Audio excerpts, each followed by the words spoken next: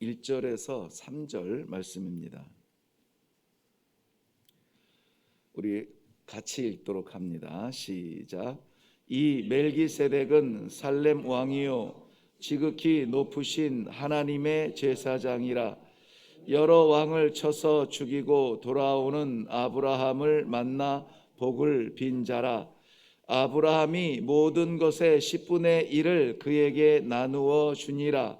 그 이름을 해석하면 먼저는 의의 왕이요 그 다음은 살렘 왕이니 곧 평강의 왕이요 아버지도 없고 어머니도 없고 족보도 없고 시작한 날도 없고 생명의 끝도 없어 하나님의 아들과 닮아서 항상 제사장으로 있느니라. 아멘. 우리 먼저 기도하겠습니다.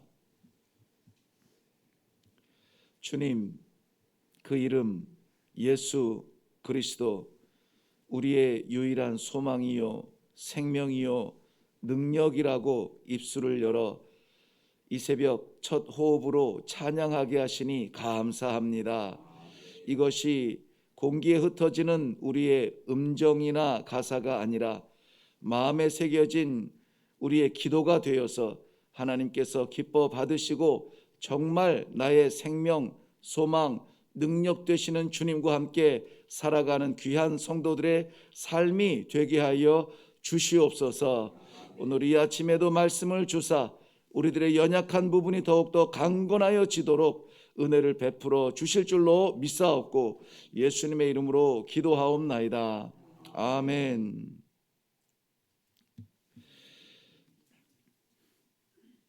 이스라엘 백성들은 이 시대 하나님의 백성들의 그림자와 같은 존재였죠. 그렇게 쓰임을 받았습니다.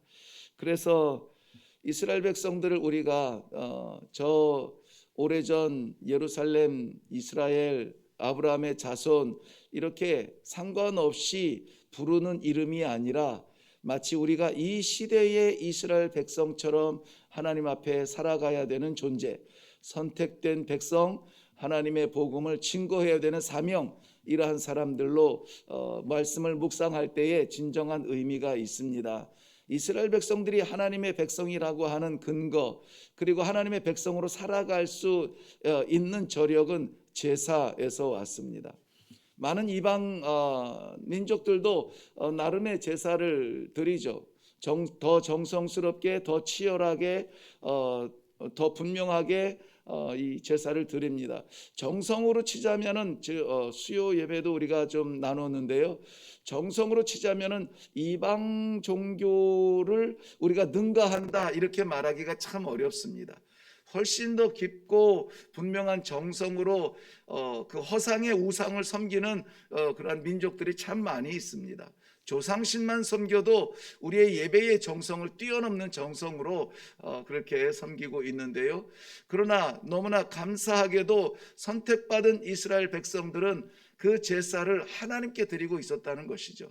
그래서 이 제사가 하나님과 이스라엘 백성, 즉 그의 백성이 하나 될 수 있는 그 과정에서 중요한 역할을 했다면 제사를 담당하는 제사장 역시 그렇게 될 것입니다.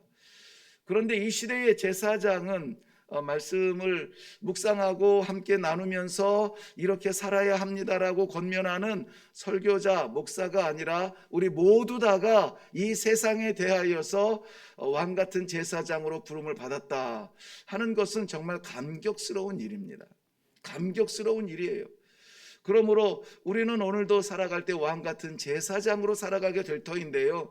그 제사장은 오늘 성경 말씀 히브리서에서 계속 10장까지의 내용을 통해서 우리에게 말씀해 주고 싶은 깊은 아버지의 마음이 있는데요. 그 제사장이 아론의 혈통을 쫓은 제사장의 후손이 아니라 멜기세덱의 멜기세덱의 반열을 쫓은 예수 그리스도를 따라 제사장 된 우리라고 하는 것은 생각해 보셨나요? 두근거리지 않을 수가 없습니다. 예수님께서 영원한 대제사장이 되셨다는 것은 우리들에게도 그러한 제사를 드릴 수 있도록 책임과 사명이 있다는 것입니다. 오늘은 멜기세덱이라고 하는 성경에 등장한 그 멜기세덱 대제사장을 먼저 좀 살펴보고, 그리고 그의 반차를 쫓은 예수 그리스도의 그 사명에 대해서 우리가 묵상을 하고, 그러면 우리는 어떻게 해야 되는가 하는 것에 대하여서 기도하고 그리고 내려가려고 합니다. 오늘 하루 우리는 제사장으로 이 세상에 파송을 받을 것입니다. 제사장은 자기를 위하여 일하지 않습니다. 제사장은 제사를 드리는 것이 목적이 아닙니다. 하나님을 알지 못하는 백성들, 아니 하나님을 알고도 저질러진 그 죄악들을 끌어안고 하나님 앞에 나아가 재물을 태우듯 그 현장에서 회개의 역사를 감당하고 새로운 기회를 주는 사람들입니다. 오늘 그렇다면 우리들의 삶의 방향은 정해진 것입니다.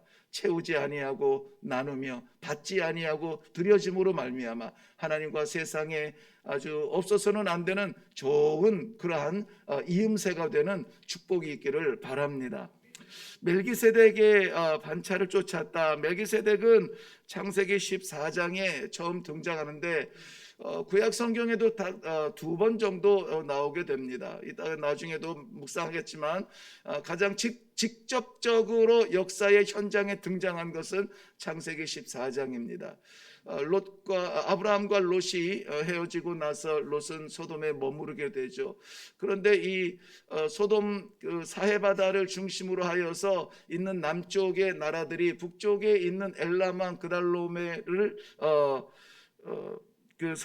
섬기다가 제 12년까지 섬기다가 13년 돼서 그 섬김을 멈추고 더 이상 우리가 당신들에게 조공을 주지 않겠다, 이렇게 좀 힘을 발휘하려고 하죠. 왜? 뭐 보니까 연합군이 남쪽에 한 5왕 정도 돼요. 그래서 이 괘씸하게 여긴 북쪽에 왕들이 연합하여서 내려왔는데, 숫자로 보면은, 간단하게 숫자로 보면은 네 나라의 왕들이 연합하여서 이 어린 나라들을 좀 혼내줘야 되겠다 쫓아왔는데, 어린 나라들이 뭉치고 보니까는 5나라가 뭉쳐졌습니다. 소돔 왕을 중심으로 하여서 5왕이 대적을 하여서 그야말로 연합군 대 연합군의 전쟁이 되죠. 안타깝게 소돔 왕을 중심으로 한 남쪽 사해바다를 중심으로 한 5왕이 패하고 포로로 끌려가고 재산들을 빼앗깁니다. 이 소식을 헤브론에 있던 아브라함이 듣게 되고 자신이 기르는 개인 용사죠, 318명의 개인 용사들을 데리고 올라가서 우리는 그런 꿈을 꿀 수 있는지는 모르겠습니다만은 네 나라의 연합군과 더불어서, 그것도 지금 한창 5 연합군과 전쟁에서 승리하고 막 한참 흥분해 가지고 고향으로 돌아가고 있는 그 연합군들을 가서 318명으로 대적하여서 전쟁을 일으키겠다 올라갑니다. 욱하고 일어나서 한두 시간 쫓아간 정도가 아니라 단까지 올라가서, 블레셋까지 올라가서 이 연합군들을 향하여서 전쟁을 하고 포로를 구출해내죠. 그 포로 가운데서는 조카 롯이 함께 있습니다. 자, 이제 내려와서 돌아가다가 예루살렘 근처에서 만나게 된 사람이 바로 이 멜기세덱이에요. 그 멜기세덱에 대해서는 이렇게 표현을 합니다. 창세기 14장 18절부터 20절 말씀에 보면, 살렘 왕 멜기세덱이 떡과 포도주를 가지고 나왔으니 그는 지극히 높으신 하나님의 제사장이었더라. 그가 아브라함에게 축복하여 이르되, 천지의 주제시요 지극히 높으신 하나님이여 아브라함에게 복을 주옵소서. 너희 대적을 내 손에 붙이신 지극히 높으신 하나님을 찬송할지로다 하매, 아브라함이 그 얻은 것에서 10분의 1을 멜기세덱에게 주었더라. 네, 10분의 1이라고 하는 것, 여기 11조를 강조할 때도 이 부분이 쓰이기는 하는데요. 10분의 1이라고 하는 것은 어떤 그 숫자가 10 가운데 하나의 숫자가 아니라 전부를 말하죠. 열의 전부. 왜냐하면 이 열이라고 하는 것은 전쟁에서 얻은 것인데, 그 전쟁을 이기게 한 것은 아브라함의 318명의 용사들의 용맹과 기능이 아니라 이 전쟁을 그의 손에 붙이신 하나님의 도우심이었다. 그러므로 하나님께서 돕지 아니하시면은 이 전쟁을 이길 수 없으므로 이 전쟁에서 얻은 모든 것은 하나님께서 주신 것이다, 이렇게 여기게 되는 것입니다. 그런데 여기서 318명과 4개 연합군의 전쟁에서 하나님이 이기게 하셨다는 것이 오늘 우리들에게 아주 이 잠깐 주는 귀한 이 참맛이라고 보는데요. 여러분, 우리가 연약하고 가진 것이 없고 숫자적으로 눌릴지라도 우리는 숫자적 전쟁을 하지 않습니다. 숫자는 해 아래 살아가는 이런 피조물들 세계에서 우리가 정한 것인데요, 이 318명은 숫자로 이긴 것이 아니라는 것입니다.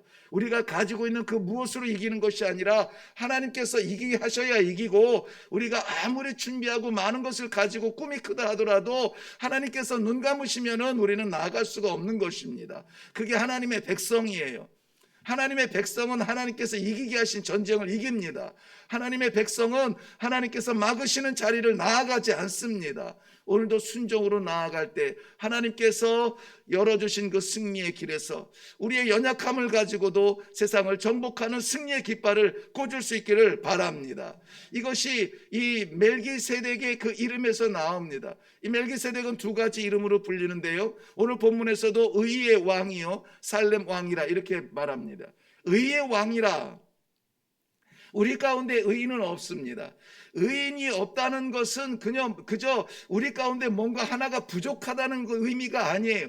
우리 안에 의의가 없다는 것은 하나님 앞에 설 자가 없다라는 것입니다. 우리에게 의의가 없다는 것은 삶의 불편한, 예배드릴 때 조금 뭔가 껄쩍지근한 부족함이 아니라 하나님 앞에 설 수가 없다는 것이에요. 그렇다면 우리의 예배와 신앙은 형식과 그러한 만족에 지나칠 뿐이지 생명 예배가 될 수가 없다는 것이죠. 그런 예배를 왜 드립니까? 우리는 하나님 앞에 설 수 있는 존재가 아무도 없어요. 이 땅에 의인이 전혀 없다고 했습니다. 그 이 땅에 의인이 없다는 데에는 저도 포함이 되어 있습니다. 포로 가운데 롯이 포함되어 있는 것처럼 우리가 다 포함되어 있는데, 바로 우리를 하나님 앞에 설 수 있도록 의롭게 하신 이가 누구냐? 예수 그리스도께서 우리의 모든 부끄러움을 덮으시고 씻으시고 의롭다 여겨주시는 것입니다. 그것은 누가 줄 수 있습니까? 능력 있는 사람, 힘 있는 사람, 아무도 줄 수가 없습니다. 의의 왕이 그 인장을 찍어줄 때에, 십자가의 보혈로 도장을 꽉 찍어주고 사인을 주실 때에 우리는 그 의의 사람이라 인정받을 수가 있는 것입니다. 그래서 의의 왕은 중요한 것입니다. 그리고 그의 이름이 살렘 왕이라 그랬습니다. 살렘이라고 하는 것은 우리 인사할 때 샬롬 많이 하죠. 거기서 변형된 단어인데요. 샬롬이라고 하는 건, 살렘이라고 하는 것은 평안이라는 뜻입니다. 평안의 왕이라고 했습니다. 이사야서 9장 6절 말씀에 오실 메시아를 소개할 때에 이는 우리에게 아기 한 아들을 우리에게 낳고 한 아들을 우리에게 주신 바 되었는데 그 어깨에는 정사를 메었고 그 이름은 기묘자라 모사라 전능하신 하나님이라 영존하시는 아버지라 평강의 왕이라 할 것임이라. 누가요? 예수 그리스도가. 이미 이사야를 통하여서 오실 예수 그리스도를 평강의 왕이라, 오실 그가 평강의 왕이라 그랬습니다. 그야말로 세상이 줄 수 없는 그 평강을 우리 주님께서 주실 수 있다. 예수님께서도 스스로 요한복음 14장 27절 말씀에 평안을 너희에게 끼치노니 곧 나의 평안을 너희에게 주노라. 내가 너희에게 주는 것은 세상이 주는 것과 같이 아니하니라. 너희는 마음에 근심하지 말라. 두려워하지 또 말라. 아멘. 이것을 누가 말씀하셨어요? 예수님께서 말씀하셨어요. 여기서 평안을 너희에게 끼치노니라고 하는데 거기에는 뭐가 생략됐냐면은 내가 평안을 너희에게 주겠다는 것입니다. 예수 그리스도께서 주시는 평안은 어떤 평안입니까? 세상의 것과 같지 않다. 세상의 것은 제한적입니다. 곧 사라집니다. 우리에게 뭔가 있으면은 좀 시원할 것 같고, 뭔가 있으면은 만족할 것 같고, 뭔가 있으면은 좀 두 다리 뻗고 잠을 잘 수 있을 것 같지요. 그런데 그거 있다고 해서 그것이 정말 우리의 심령에 평안을 줍니까? 못 줍니다. 제한적이에요. 그 평안을 영원히 가지고 갈 수가 없습니다. 그렇기 때문에 우리는 세상에서 기대하고 소망하는 좀 있었으면 좋겠는 것, 그것이 아니라 예수님이 주신 평안이 필요합니다. 예수님께서 주신 평강이 필요합니다. 누구에게 이 말씀을 했을까요? 그러므로 너희는 마음에 근심하지 말라. 두려워하지도 말라. 마음에 근심이 있고 마음에 두려움이 있고 마음에 염려가 있고 걱정이 있는 사람들은 정말 필요한 것이 무엇이냐? 평안이에요. 누구로부터? 예수 그리스도로부터 주시는 평안입니다. 그러므로 오늘 이 아침에 우리가 구할 것은 주님이 내 안에 계시고 내 안에 계신 그 주님이 나에게 주실 평안을 사모하게 하여 주시옵소서. 뭔가 좀 있으면 좋을 것 같은 그런 것, 우리가 잘못 생각했던 것 있으면 오해하지 아니하고 주께서 주실 영원한 평안을 누리게 하여 주옵소서. 마음에 불안한 사람, 염려가 되는 사람, 근심이 있는 사람, 그러한 사람들은 오늘 예수 그리스도의 평안이 지배할 수 있기를 주님의 이름으로 축원합니다. 감사한 것은 무엇이냐면은 이 제사장이 영원한 제사장이에요. 시작도 없고 끝도 없고 혈통적으로 아비도 어미도 보이지 않습니다. 영원한 대제사장이 되셨다는 것입니다. 멜기세덱이 그러한 것처럼 그림자처럼 예수님을 보여주었다면 예수님은 실질적으로 영원한 제사장, 어제도 오늘도 내일도 변함없으신 예수님께서 우리의 대제사장이 되신다는 것은 우리에게는 너무나 귀한 축복의 말씀입니다. 우리의 필요에 따라서 우리가 정말 이 뭔가 좀 도움이 필요할 때 갖다 쓰는 이름이 아니라 영원히 우리가 나기도 전에 우리와 함께 하셨고 우리가 살아가는 동안에 우리와 함께 하시고 영원히 하나님 앞에서 우리와 함께 거할 그 예수님이 약속한 의와 평강이 오늘 우리들에게 큰 힘이 될 수 있기를 주님의 이름으로 축원합니다. 우리가 세상에서 갈 수 있는 것도 한계가 있어요. 우리가 얼마나 멀리 간다고 멀리 갈 수 있겠습니까? 그런데 세상에서 멀리 가고 세상에서 좋은 곳 가는 것이 아니라 하나님 아버지의 앞에 설 수 있도록 우리의 대제사장 되신 예수 그리스도를 오늘도 붙드시고 살아갈 때에 하나님께서 기뻐 받으시는 우리 성도님들의 삶이 되시기를 주님의 이름으로 축원합니다. 기도하겠습니다. 아버지, 저희들에게 허락하여 주시는 이 귀한 믿음의 현장, 두근거리는 이 가슴의 뜨거움, 이것을 이 새벽에 짧은 시간에 나누는 데는 너무나 무리가 있습니다. 아버지 만져주시고 아버지 열어주시고 아버지 믿음 주시고 예수 그리스도 나의 영원한 대제사장 되심이 오늘을 살아가는 우리들에게 가장 큰 능력이요 힘이요 소망이 되게 하여 주시옵소서. 감사드리며 예수님 이름으로 기도하옵나이다. 아멘. 네, 늘 안타까움이 있지만 오늘 같은 날 더 좀 안타깝기는 그렇습니다. 우리 멜기세덱이라고 하는 제목으로 말씀을 나눴지만은 멜기세덱이라고 하는 그림자를 쫓아서 실체가 되는 예수 그리스도를 볼 수 있기를 바랍니다. 시편 110편 4절에도 너는 멜기세덱의 서를 따라 영원한 제사장이라, 우리 주님에게 영원한 대제사장의 직분을 주셨으나 그 제사장의 직분을 오늘 우리들에게 맡기셨습니다. 오늘 우리들에게 맡기셨습니다. 분열의 자리에 서지 않고 하나가 되는 화합의 자리에 서시기를 바라고요.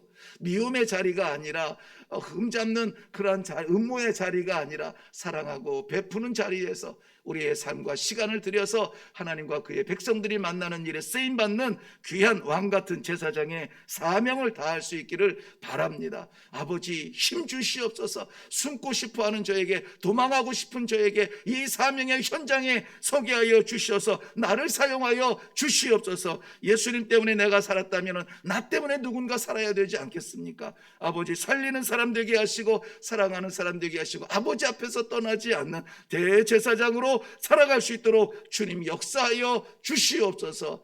우리를 붙드실 아버지를 의지하면서 우리를 부르신 아버지 앞에 서서 오늘 이 아침에 다 같이 기도하고 내려가도록 하겠습니다. 특별히 개인적인 부탁이긴 합니다만은 우리 교회 그 최희동 전도사님 이제 화요일까지 아주 중요한 강도사고시 논문을 제출하기 위해서 지금 요 한 주간 고군분투하고 있습니다. 아무쪼록 이 지식에서 기록되어지는 어떤 논문 글자가 아니라 하나님께서 그 마음에 평생 동안 잊혀지지 않을 그러한 논문을 기록할 수 있도록 고백의 논문을 기록할 수 있도록 지혜를 주시고 잘 마무리하고 함께 기도의 자리에 있게 하옵소서. 다음 주에는 올 텐데 우리 좀 도와주시고 기도로 협력해 주시고요. 저 튀르키예와 시리아의 그 어려움 당하는 우리 이웃들을 위해서도 같이 기도하고 그리고 내려가겠습니다. 기도하겠습니다.